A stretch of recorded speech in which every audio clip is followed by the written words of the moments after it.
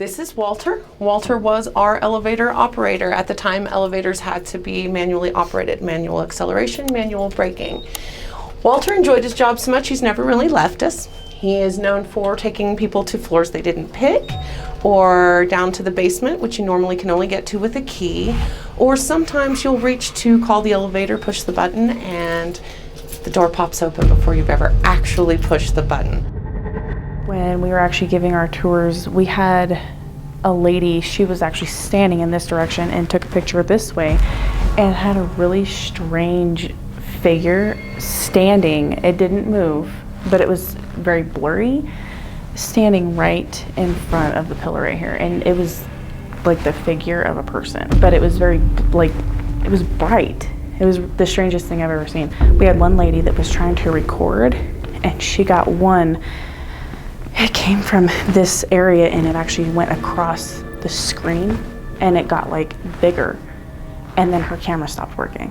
There have been employees that felt and noticed the difference on each floor from the spirits moving around. Oh, the lady in red. The lady in red. I always feel that she's the most strong or prominent one around. She's definitely makes herself known on occasion. I've known many people that came down the elevator and walk up and say, "Oh, that's a really cool hologram." Oh, there's no hologram in the elevator, and they say, "No, a hologram of a lady." No, there's really no hologram of a lady, and they would kind of get scared and be, "Well, that was weird," you know. It kind of gives me goosebumps to talk about because that one is pretty strange, and I heard it by multiple people. So she was in 504 when she was initially attacked. She fought her attacker, of course, got away. She made it to right in front of 502. And she was stabbed and strangled and left to bleed out in the hallway.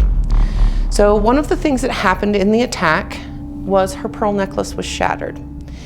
When our workmen began renovating this hotel in 2011, the workmen began finding loose pearls.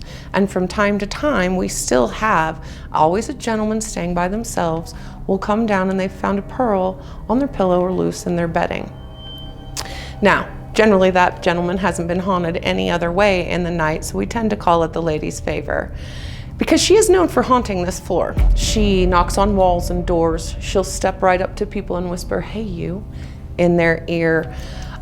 She's really good at waking people up. She'll stand or sit on the foot of the bed. A number of people have reported waking up to that and her whispers. This floor often, her active time is between 3 and 5 a.m.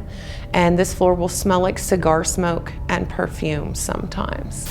I've heard people say that they've felt her presence, like they've seen or felt somebody sitting next to them in their room. They smell the very faint smell of some type of perfume, like a very sweet flowery smell.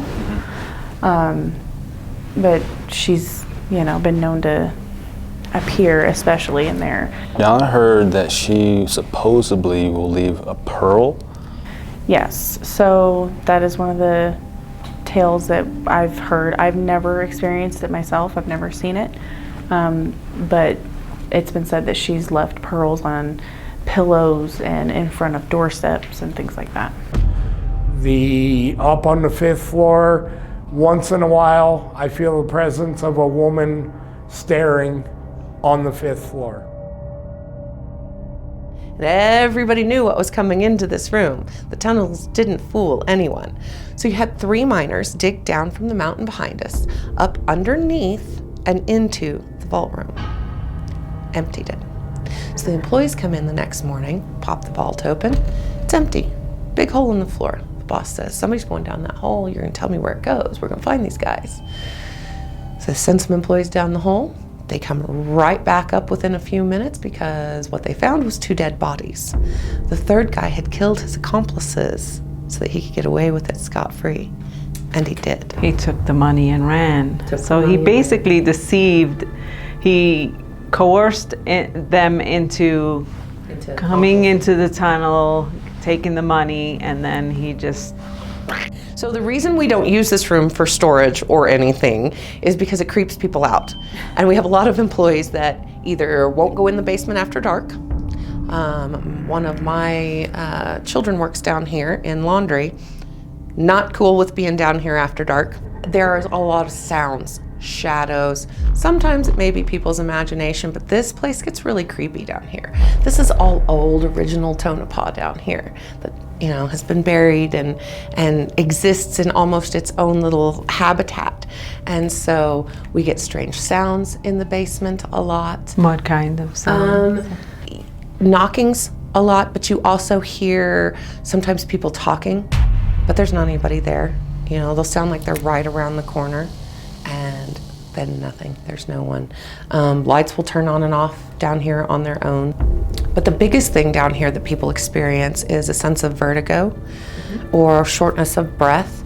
Well, as I was waiting, I felt really cold all of a sudden.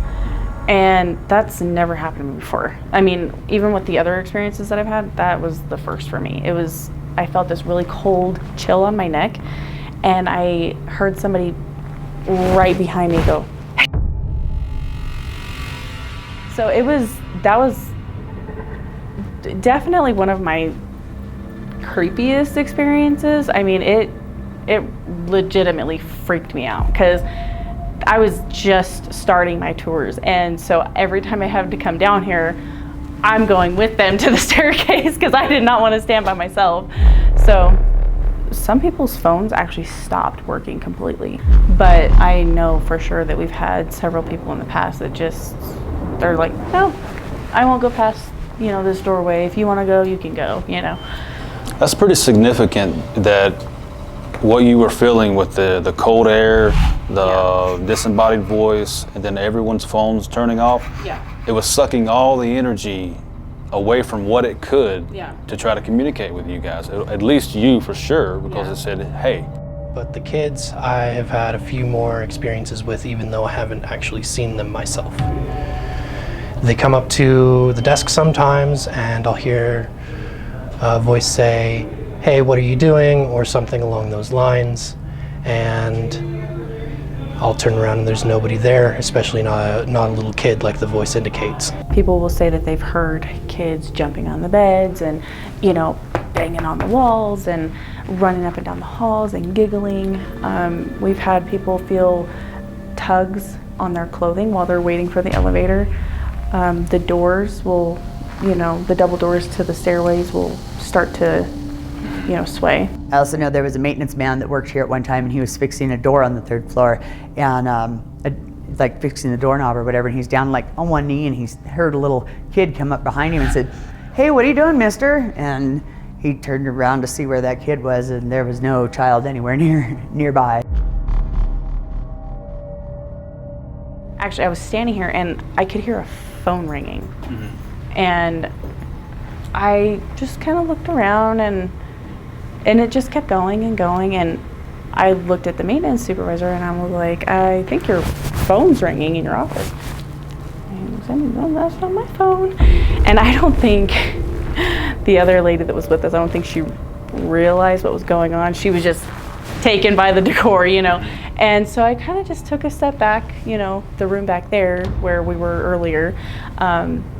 There's an old phone in there that I actually kind of just threw into a box. It's broken, like it's not plugged in. I mean, you can clearly see that it's just a piece of junk, you know. And I just threw it in the box just to get it out of the way. And I'm pretty sure that's where the phone ringing was coming from, because I took a step back, and like the further back I got, I could like hear it more clearly coming from that direction. Like I said, when I worked down at the Dempsey room, or down in the Dempsey bar area, the Keno board was on the wall, and the Keno board was not connected to any power. I knew the maintenance man, and he had shown me there was no power to the Keno board. But the Keno board would often light up not randomly, like as in it was playing Keno, but as in it would do a digital number. And the digital number was always a 5 something, 5-0 something, or a 5-1 something. And it was often hard to tell exactly what that last number was. And then one night they had a huge group of guys come in, and they were all like drillers or something. They all sat down. They had them placed in the middle of the room in a huge table. And I was watching the Keno board, and I saw the one guy get up to go to the restroom. And as he came around the corner where he would be able to see the Keno board went black, shut off completely. He walked down to the restroom and the Keno board started again. Once he came back and he reached for the door of the restaurant, the Keno board stopped again.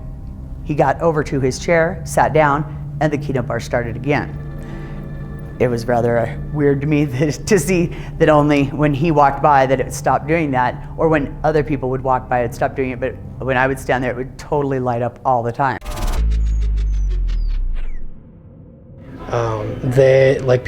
People will come down and talk about how there's somebody in an old military uniform smoking cigarettes at the end of the hallway, and that's not actually a physical person there.